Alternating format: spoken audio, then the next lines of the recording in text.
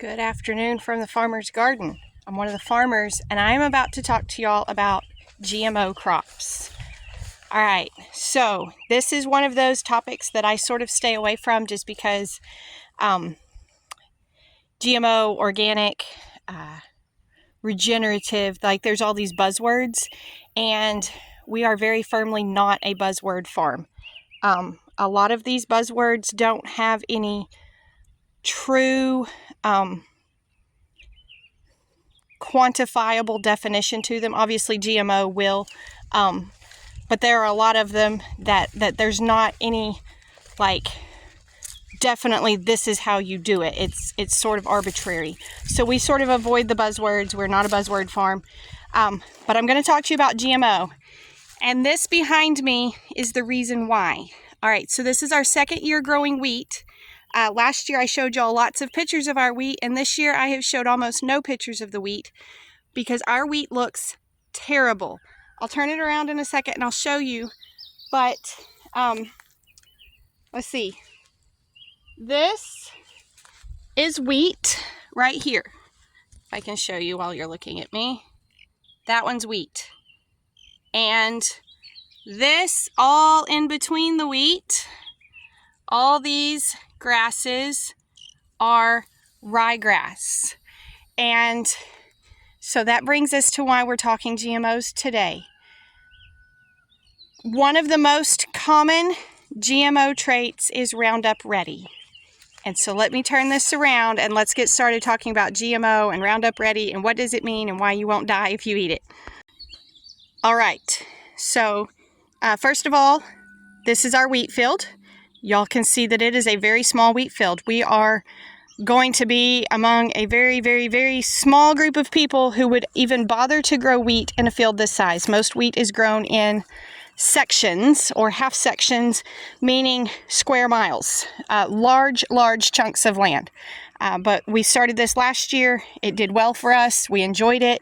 And so we're doing it again. But it is in a different field this year than it was in last year. Last year we had potatoes in this field. And we knew there was some ryegrass in this field, but we did not realize how bad until we had planted wheat here. And there's really not a whole lot we can do about the ryegrass with the wheat growing in it. All right, so this is ryegrass, but it's supposed to have wheat in it too. And what is happening is the ryegrass is dying early, and as it falls over, it's crushing over some of the wheat as well. So we're gonna lose some of our wheat to this ryegrass. This has been a huge frustration to us this year because we can't keep the rye out of the wheat. Now, there's a couple of different things going on here. Let me first just show you the difference between the two. And it is snake season, so I'm a little nervous walking through here. This is the ryegrass right here. I tried to look up where this came from, and I couldn't find a really good solid answer, but it looks like it was introduced to the United States somewhere along the 1960s. And typically this is used as a winter forage option for cattle. That's something I'm going to come back to in a minute. This video is going to go lots of places. I'm going to come back to that in a minute, but that's why it was introduced. It is not a native plant. It is not supposed to be here. It is killer on the allergies. All these little grains of pollen, my skin, my nose, everything itches around this stuff. But that is our enemy. This is the wheat. This is the part we're trying to grow, and you can see it's starting to dry down. It's starting to get ready for harvest. But you can also see, so the brown bits are the wheat, and everything else, all these chunks that are starting to fall over, all these that are still pollinating, that is the ryegrass. Now, I believe this is perennial winter rye. Somebody will probably correct me. I'm sure I'm saying it wrong. But best I can tell, this was introduced to the United States in the 1960s. So let's pause there and discuss that for a minute. All right, a lot of the farming practices around us in East Texas are incredibly outdated. One of those being winter rye. So what has happened around us in East Texas, there are not a lot of commercial farming operations still going. Commercial meaning this is the real deal. Now, commercial farming operation is a bit of a misnomer because unless you're hoarding all the stuff for yourself, you are technically selling something. So whether you sell calves at the sale barn and those eventually enter the food stream, or whether you sell hay or whatever, you're selling a product when you're in agriculture. So commercial is not quite the right term, but I mean, it's not people who do this full time. It's hobby farmers. It's people who just have a farm on the side. And a lot of the farming practices are incredibly outdated. Winter ryegrass, in my opinion, falls very firmly into that category. So what happened with winter ryegrass is they introduced it and they went, whoa, we can graze in the wintertime. It doesn't have to be a matter of putting up all the hay. We can put this grass out and we can graze in the wintertime. And so granddaddy, great-granddaddy, whoever, started doing that. And he said, this is the only way to do it. I'll never do it another way. And so granddaddy did it that way.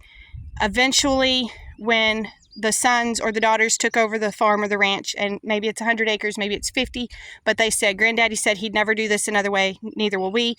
And now we've got kids and grandkids and whatever out there, and they're still planting winter rye. What we didn't have very well in the 1960s was a way to measure the nutritional value of the food. What we have now is excellent ways to judge forage. You can send a forage sample to places like A&M research centers, not like you can't go to Overton and drop one off there, but there are ways that you can submit them and they will run analysis on it and they will tell you how much protein is in it, how much of it is digestible versus how much of it is going to pass straight through their system.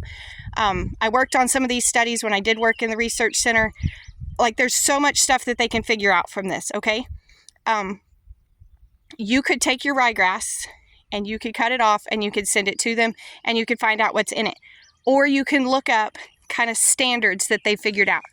And that is one thing I looked up, and I'm not going to try to say the numbers because I'm going to get it wrong. But ryegrass does not even compare to grazing things like wheat or oats or those type of things, actual cereal grains. And what you can do is, instead of planting the ryegrass on your cow-calf operation, the ryegrass that then eventually leaks out and is everywhere, this stuff it's invasive. It's an introduced species that takes over. You saw what we have in our field. Last year we had potatoes in this field, and because we were keeping it tilled, we had no idea we had this much ryegrass in it because we were tilling it frequently, or not tilling, but cultivating, throwing the dirt back on the potatoes. But this stuff goes to seed tremendously, and what we have now, because we grew the wheat and the ryegrass was growing in the wheat, is now we have such an established bit of ryegrass that we're going to have trouble getting rid of it, which is where we're going with the GMO. We'll get back to that. I told you we're going to go in circles. But the ryegrass is an outdated form of graze for livestock. Wheats, cereal grains, those sort of thing have more protein in them. They do better. And then something that we want to be able to offer is the opportunity for farmers and ranchers around us to plant those grains, graze their cattle on them.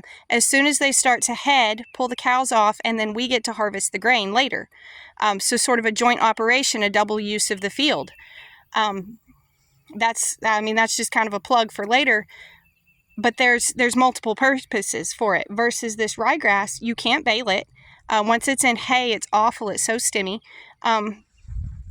This stem is not palatable to the cows. They're not eating that seed head. They only want these leaves. Well, you can see how much of this, you look across your field and you're like, oh, I've got 24 inches of grass. But you don't, because they're not eating this. So a lot of this is wasted. It's not an ideal forage. In my opinion, it's a very outdated method for grazing cows. But our reason for this video is the GMO. So first of all, what is GMO? GMO stands for genetically modified organism. Now, people will use this term extremely loosely. If you're on our Facebook page, you probably saw I shared a thing the other day talking about how broccoli is not available anywhere in the wild. And that is true. There is no such thing as a wild broccoli. And this is something that has fascinated me since I was a little kid. I remember thinking, like, where would I have to go in the world to just be walking in the woods and find a squash plant? Where would I have to go in the world to just be walking in the woods and find a tomato? And the truth is, the bases of these plants exist in the wild. They have to. That's where they came from. But they're not anything like what we know now. So a genetically modified organism is something that scientists have altered the DNA in such a way that it can handle certain stressors. So in the case of the wheat that I'm focusing on today, the most common thing for the wheat is what's called Roundup Ready. Roundup Ready is available for things like wheat, soybeans, cotton, corn. And the reason for this is Roundup is completely inselective. Roundup does not know what you consider a weed and what you don't. Anything you spray it on, it will kill, with the exception of ryegrass, which we'll get to in a minute too. But the wheat, if I was to go through here and spray this field to remove weeds, I would kill my wheat too. But you can get something called a Roundup Ready wheat, and what that means is the wheat is now genetically able to withstand the Roundup. There is no Roundup in the food. There is no, like, I've heard all these things. Oh, they insert Roundup into the plant. No. Inserting Roundup into plants kills plants. That's not how it works. I'm foggy on it. I tried to ask Brandon to explain it, and he's like, listen, we studied this in class, but at the time it was all very proprietary. They couldn't really tell us the full process because, it's essentially trademarked type information. And he's like, we didn't get it all. But he had some classes under a guy who actually worked for one of the companies as they were developing this trait. GMO products have been available since the 1990s, but there are only 10 GMO crops available in the United States. I'm going to see if I can name them. Soybeans, sugar beets, canola, corn, cotton, alfalfa, apples, papaya, squash, and potatoes. Hey, I got them all. Now, I'm not certain what all the traits are for those, but like I say, Roundup Ready is one that's used frequently. Roundup kills everything. So if we can spray this field of wheat and we can remove the weeds and only have the wheat there, our wheat will perform better. We'll get more wheat berries, that's the finished product. That's the part that we're going to grind into flour. And so that's the part we're going for. If we could spray it and remove the ryegrass, if we were grazing it, we already talked about the rye isn't as good for grazing. Well, now we have better grazing because we've removed that. Same thing with corn. They have Roundup Ready corn, which means we can spray the weeds, we can remove the weeds and not hurt the corn. Another GMO trait that is available for corn, most of the GMO traits are going to be in grain corn, not sweet corn. So this is not a concern that you're going to have if you're at the grocery store and you're purchasing sweet corn. You're not going to be worried about Roundup Ready. But the trait that will be in that sweet corn most likely is a trait to make them resistant to corn borers. If you've ever harvested corn or you've ever gotten corn from a local farmer and you crack it open and the top is just mushy nasty and there's a worm sitting there, that is a corn earworm.